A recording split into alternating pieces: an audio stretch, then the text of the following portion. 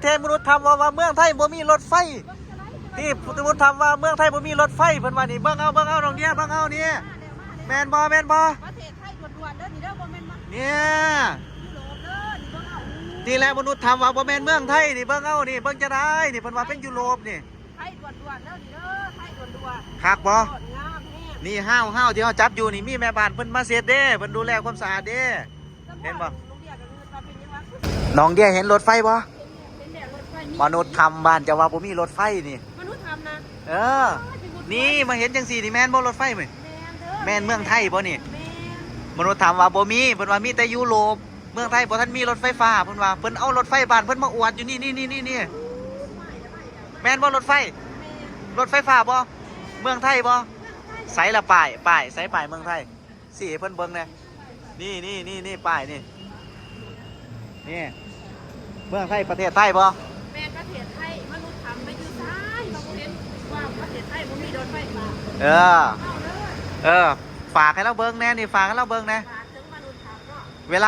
าเบาหน่อยทายลงแล้วสิบอกว่าเป็นยุโรปสหรัฐเพิ่นว่าเมืองไทยบ่ทันมีรถไฟฟ้าเพิ่นว่า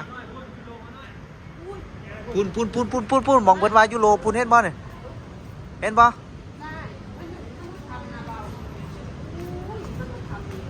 ให้เพิ่นเบิ่งแน่นี่บอกเพิ่นแน่นี่แม่นเมืองไทยบ่เบิ่งเด้อมันมนุษย์ทำเบิ่งนี่ประเทศไทยด่วนๆนี่คอยเลยมาเดี๋ยวนี้โรงเรียนสาลาวเลยมาเดี๋ยวประเทศไทยเด้อนี่เด้อยืนยันให้แน่ยืนยัน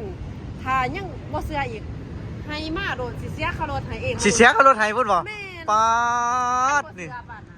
คือเมืองไทยประเทศไทยเนาะนี่เนาะประเทศไทยเบิ่งโดนตึกหลายๆนี่โอ้โหข่อยก็คือเจ้าแหละมนุษย์ทำคิดว่าอู้นี่เป็นยูโรบ่ข่อยมายูโรบ่นี่ยูโรบ่แม่นเด้อประเทศไทยด่วนๆประเทศไทยคักๆแม่นโอ้โหนี่ขนาดนี้เขาก็ต้องพัฒนาแต่ถามว่าเขาบอกว่าพัฒนาเขากำลังพัฒนาแต่หนูเรียคิดว่าเขาพัฒนามาแล้วเขาเจริญแล้วมีจอโทรทัศน์ในตึกเบิ้งตึกดิตึกเบิ้งตึกจักสันนี่เบิ้งนี่นี่บ่จักสันนี่ห่วยบ่เป็นร้อยคุณบ่เนี่ยบ่ฮอดบ่เท่าไหร่อันนี้ตึกระดับกลางของเมืองไทยเด้ระดับกลางเนี่ยระดับกลางเด้นี่ถ้าตึกสูงของเมืองไทยนี่ต้อง100สั้น80สั้น70สั้น100สั้นแม่นมนุษย์ทำเอ้ยมาเบิ่งเด้อเบิ่งขนาดว่าจะได้บ่แม่นของแท้เป็นบ่นี่ฮะบ่แม่นของแท้เป็นบ่นี่ของแท้ของจริงแล้วนี่สิบ่แม่นของแท้จังใดของแท้อยู่ได้ว่า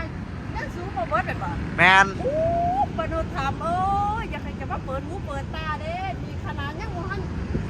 สุดเด้เนี่ยปกตินี่บ่หน่อยมาถ่ายคนเดียวแล้วเราสิว่าภาพ AI ภาพตัดต่อเพิ่นว่าไปเอาของยุโรปมาเพิ่นว่าจังซี่นะแม่นน้องเดียคิดว่าจังได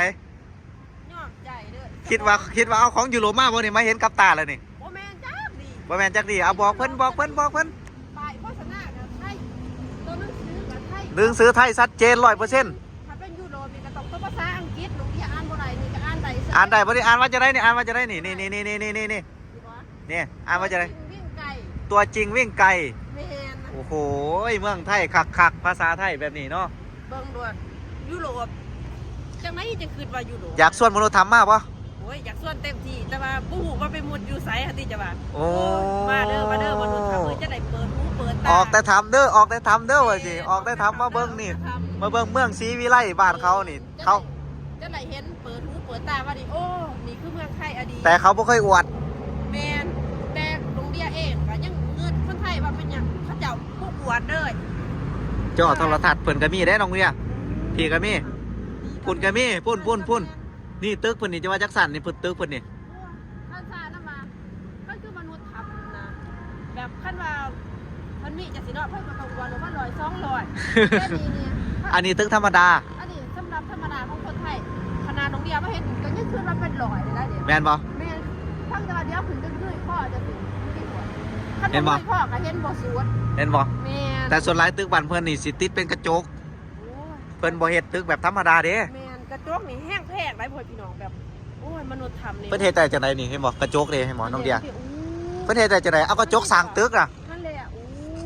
มูลราคาอยู่ในนี่คือสิหลายร้อยเนาะเพิ่นเอาเงินมาได้ไสเฮ็ดเพิ่นติจะว่าเอาเงินมาทีวีเพิ่นก็เปิดทีมเพิ่นเงินมาได้ไสจ่ายแบบทีวีนี่ก็แบบอัตโนมัติได้มนุษย์ทำอัตโนมัติแบบไร้ตากฝนตากลม แดด ตากแดด ไล่ บ่มีซอส บ่มีซอสบ่มีตาย โอ้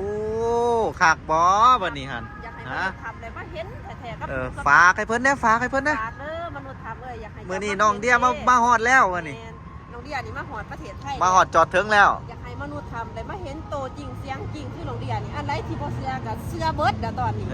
เสือเบิดแล้วบ่ เชื่อหลาย ต้นไม้เพิ่นก็ปลูกเต็มถนนหนทางเลย เพราะว่าแต่ถนนนะอ้ายคุณน่ะ พูดในตึกเพิ่นก็ยังปลูกต้นไม้ คุณจะได้ พูด จะปลูกหลายเป็นตะเงิดจังหออดี ก็ยังว่าเมืองไทยนี่เขาบ่ตัดไม้ทำลายป่า โอ้ เขาอนุรักษ์เด้นี่เห็นบ่รถไฟมาแล้วรถไฟมาแล้วนี่รถไฟนี่นี่แหละที่เพิ่นว่าเป็นยุโรปนี่เทมนุษย์ทำว่าเมืองไทยบ่มีรถไฟที่พุทธมนุษย์ทำว่าเมืองไทยบ่มีรถไฟเพิ่นว่านี่เบิ่งเอาน้องเดียเบิ่งเอานี่แม่นบ่ ประเทศไทยด่วนๆเด้อนี่เด้อบ่แม่นมา เนี่ย ยุโรปเด้อนี่เบิ่งเอา นี่แหละมนุษย์ทำว่าบ่แม่นเมืองไทยนี่เบิ่งเอานี่เบิ่งจะได้นี่เพิ่นว่าเป็นยุโรปนี่ ไทยด่วนๆเด้อนี่เด้อไทยด่วนๆ คักบ่ งามแน่ นี่ห้าวที่เฮาจับอยู่นี่มีแม่บ้านเพิ่นมาเสร็จเด้เพิ่นดูแลความสะอาดเด้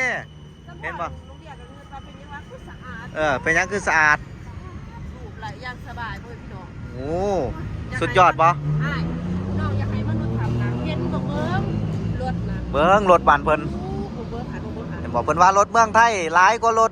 บ้านเพิ่นว่า รถโอ้ยบ่แม่นเลยรถเมืองไทยนี่โคตรหลายแล้วก็เขาจะเอาผลิตเอง อย่าใส่คำว่าโคตร บ่เป็นจังได๋ เพิ่นว่ามันบ่สุภาพเด้เพิ่นว่าหลายขนาด หลายขนาดเลย หลายคักหลายขนาด ผมว่าหาจอดไปแถว ปุ่นมาอีกแล้วนี่รถไฟที่มนุษย์ทำว่าบ่มีนี่มาอีกแล้ว แล้วมีแล้ว โอ้สุดยอดบ่ โอ้ย สุดยอดบ่คักบ่ อลังการเลย โอ้เบิ่งเอามนุษย์ทำนี่บ่แม่นยุโรปเด้อนี่เมืองไทยภาษาไทยนี่เบิ่งเอา ไทยด่วน โอ้โห ๆคำว่ายุโรปหันเอาตาได้เบิ่งว่ายุโรป เออ แม่ป้ายโฆษณาตัวหนังสือหันก็มีแต่ไทยด่วน เจ้า ๆหันคนหันดารากับดาราไทยด่วน โอ้ยเจ้าคือสิสะใจเนาะ โอ้ย เจ้าคือสิเหลือใจเนาะที่มนุษย์ทำว่าบ่แม่นเมืองไทย เหลือใจแท้ เจ้าคือสิเหลือใจเนาะที่มนุษย์ทำว่าเมืองไทยบ่มีรถไฟฟ้าเนาะมาเห็นแบบนี้เหลือใจบ่ เหลือใจแทนคนไทย โอ้โห แต่ก็ย้อนใจคนไทยอดีอ้าย ที่เพิ่น คไทย บ่อวด เขาใจดี ย้ำมานี่น้องย้ำมานี่เพิ่นไทยใจดีเพิ่นบ่ตอบโต้บ่อวดบ่โฆษณา บ่ ปล่อยให้มาเบิ่งมาเห็นเอง แม่นอยู่เงียบๆกับพี่คานี่แหละเข้าบ่า เออ อยู่เงียบๆกับพี่คุณคากว่าคนที่ปากกระปุก คนที่โอ้อวดเนาะโอ้อวดทะนงโตสุดท้ายบ่มีซ้ำ บ่มี เคยได้ขี่บ่แบบนี้อยู่บ้าน โอ้ยคืดใบอยู่ว่าศาสตร์นี่สิได้มีบุญวาสนาได้ขี่รถ เอ้า ไฟอยู่บ่ รถไฟลาวจีนเคยขี่ยัง บ่เคยขี่จักเทื่อ อยู่ไสแล้วรถไฟลาวจีน อยู่เวียงจันทน์ เวียงจันทน์บ้านเจ้าบ่ฮอดติ โอ้ย บ้านอยู่ไสบ้านน้องเดียอยู่ไส หวยไผ่เมืองโค้งแข้งจะประสาน โอ้รถไฟไปบ่ฮอด โอ้ยบ่ฮอด รถไฟดีเซลล่างเลยรถไฟอยู่ในดินนี่ฮอดบ่มีบ่ บ่มี รถไฟธรรมดาก็บ่ฮอด บ่มี รถไฟฟ้าแบบนี้ก็บ่มี โอ้ยบ่มี รถไฟมุดดินมีบ่ โอ้ยแห้งไกล แห้งไก่โอ้มีแต่ลาวจีนเนาะ FC ฝั่งไทยน้องเดียคิดว่าโอ้ยศาสตร์นี่สิมีบุญวาสนาได้ขี่รถไฟบ่ เจ้า ได้ขี่มีแล้วมื้อนี้มีแล้วเด้อมนุษย์ มีแล้วเนาะ มีแล้วได้ขี่อยู่ฝั่งไทยมีทั้งแอร์มีทั้งหมองนั่งมีทั้งหมองจับ โอ้ มีทั้งทีวีอยู่ในโตะแล้วก็รอบๆขาวๆบางทีหัน ป้าปุ่นทีวีคือหลายแท้ มีแต่ทีวีเป็นอ้วนจอเนี่ย ก่อนสิจบคลิปมาฮอดแล้วยุโรปว่ะว่าเอาใจมนุษย์ทำ ว่าจะมนุษย์ทำบ่ เออ มนุษย์ทำเอ้ยมาหอดเดี๋ยวยุโรปนะ มาฮอดแล้วยุโรป อุ้ยอลังการขนาดแบบ สุดยอดอีหลี เลี้ยวไปใช้มาใช้มีแต่ความสว่างแจ่มใส โอ้โห อยากกินอีหยังนี่ไล่กินทุกอย่าง โอ้อยู่ไสนี่ อยู่ประเทศไทย เอายุโรปว่าสิเออ ยุโรป ยุโรปมนุษย์ทำยุโรปฮอดแล้วร้านมาฮอดแล้วเด้อว่าสิ งามแห้งโอ้ยยุโรปนี่งาม โอ้ย เบิ่ง ปุ่นยุโรปเด้อนี่ ป้ายโฆษณา ยุโรปของคนลาวยุโรปของคนลาว โอ้ย โอเค โอ้ย ขอบคุณหลายๆคลิปนี้ ขอตัวลาไปก่อน ฝากมนุษย์ทำกดแชร์ให้ได้เด้อ แม่เด้อ เดี๋ยวหลานสิไปถ่ายตึกสูงๆให้เบิ่งอีก เดี๋ยวสิไปตายตึกสูงๆกว่าดีให้เบิ่งอีก สำหรับคลิปนี้ก็ขอบคุณหลายๆ บ๊ายบาย